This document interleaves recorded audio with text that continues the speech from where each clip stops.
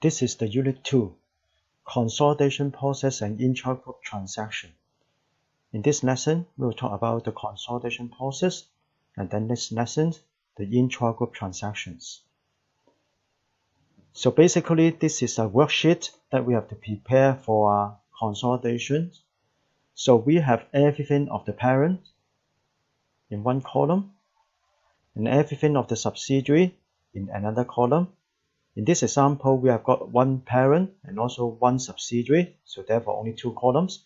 If you have got three subsidiaries, for example, there will be three columns for three subsidiaries. So we have got the financial statement of the parent and the subsidiary.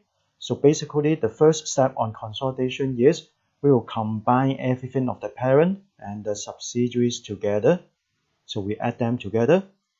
No matter how simple the consolidation is, there will be some consolidation adjustments, at least one, because the investment in the subsidiary is always the investment in the equity of the subsidiary. While you invest in the equity, you invest in the shares of the subsidiary. Therefore, investment in subsidiary that the parent has recorded must be eliminated against the equity of the subsidiaries at the day of acquisition. Remember, investment in subsidiary is invested at the day of acquisition. So the investment in subsidiary will be eliminated against the equity of the subsidiary at the day of acquisition. Of course, there may be some intra-group transactions as well, so there will be more eliminations. And finally, after all these consolidation adjustments, we will have the consolidated financial statements.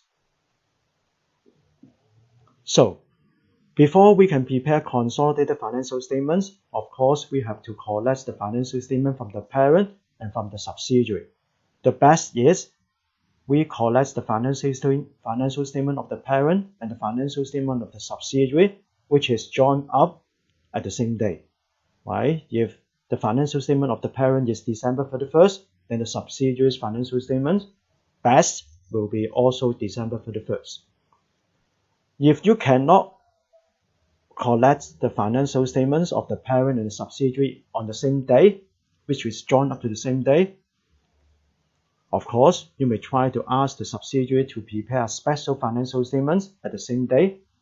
If it is really impracticable to do so, in any case, the difference between the financial year end cannot be more than 3 months. Right? Of course, you have to adjust for all the significant transactions within these 3 months. Right? But if this is a subsidiary, basically you can ask the subsidiary to draw a special financial statement on the same day as the parent. But this requirement applies also for associate or some others. Right? So that's why we give some flexibility. So same financial year end, same day of the financial statement. Second, we may ask the subsidiary to provide a financial statement using the uniform accounting policy. Same accounting policy, right? So the best is if the parent is using first in, first out, the subsidiary will provide a financial statement using first in, first out. If the parent is using straight line depreciation, then the subsidiary will use straight line depreciation as well. But you cannot force the subsidiary to use the same accounting policy. So therefore, if the subsidiary do not use the same accounting policy, as a consolidation accountant, I have to convert everything. You can just ask the subsidiaries to provide the information, and then you convert everything into the same accounting policy before we can consolidate. Well, basically, the parent will prepare its own financial statements. The own financial statements that the parent has is the separate financial statements. In addition to the separate financial statements, the parent company have to prepare a consolidated financial statements, including everything of the parent and subsidiaries together. In the parent's own separate financial statements, basically, usually, we will present the financial assets as a financial reporting standard number 9, because this is a financial instrument. So basically, it may be fair value through profit and loss, or fair value through other comprehensive income. Or sometimes, right, in the very special case, we may prepare it at cost. Right, so we just keep the investment at cost. Or actually, we can account for the investment using equity methods even in the separate financial statements. We'll talk about the equity method later, why equity method is applied for associate and joint venture. So if you keep the investment at cost, or if you keep the investment as a financial asset, so basically any dividends that you have received from the subsidiary, joint venture, or associate, if you keep it at cost or financial asset, you will record it as a dividend income. But on consolidation, this dividend income will be eliminated because basically you share the profit of the subsidiary directly. So dividend come from profit. So if you have already shared the profit, dividends should not be counted again as a dividend income. So basically, as the worksheet has shown, we collect the financial statement of the parent and we collect the financial statement of the subsidiary. No matter how simple it is, there will be some consolidation adjustments. And finally, we'll have the consolidated financial statements. So what's a consolidated financial statements? Consolidated financial statements are the financial statement of the group in which all the assets, liability, equity, income, expense, and cash flow of the parent and subsidiary will be presented as if this is one single economic entity. So usually, we will make use of a consolidation worksheet, just like the worksheet that we have provided before. Of course, now we can use the Excel.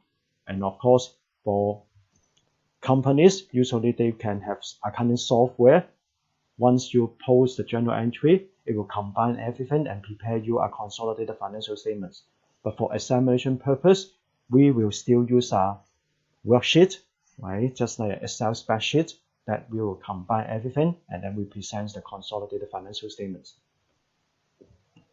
So we'll use this consolidation worksheet to prepare and combine the parents and subsidiaries financial statements. We'll adjust and eliminate any intra-group transaction and intra-group balances, and we will allocate the profits to non-controlling interests. So this is a typical consolidation worksheet. So basically, we don't keep a ledger. We don't keep a book for the consolidation entity because every year we'll receive a new financial statement from the parent and a new financial statement from the subsidiary. We'll combine them and we prepare the consolidated financial statements. So parent in its own financial statements will not keep our consolidation adjustments. Subsidiary in its own financial statements will not keep our consolidation adjustments. So basically, no one will keep the consolidation adjustments. So therefore, every year after I collect a new financial statement from the parent and a new financial statement from the subsidiary, I, as a consolidation accountant, I will put through all the consolidation adjustments that I have put through in the past. Parent will not keep it, subsidiary will not keep it. I will add it on top of their financial statements. So this is what I will do. So this is a typical worksheet. So I got everything of the parent. I got everything of the subsidiary. As I've said before, no matter how simple the consolidation is, investment in subsidiary that the parent has kept is an investment in the equity of the subsidiary at the day of acquisition. But remember, it is at the day of acquisition. Assuming that at the day of acquisition, the retained earning was actually 5,000. The retained earning was 5,000 at the day of acquisition, right? So the elimination will be because the investment is the investment in the equity of the subsidiary at the day of acquisition. So therefore, we credit away this investment and we debit away the share capital of the subsidiary and the retained earning of the subsidiary at the day of acquisition. After these adjustments, the investment in subsidiary fully eliminated. We add together parents' other assets and the subsidiaries' other assets. We add together the retained earnings. So therefore, this 32,000 will include the parents' retained earnings as well as the post-acquisition retained earning of the subsidiary. That's 7,000. 7,000 is the retained earning now minus the retained earning at the day of acquisition because we start to share the retained earning of the subsidiary only after we have acquired this subsidiary. So that means only post-acquisition profit. Share capital always will be the same as the parent's share capital. So now you add everything together. This is the consolidated financial statements. If you have never prepared a consolidated financial statements, this is your first consolidation financial statements. And congratulations, because you can balance.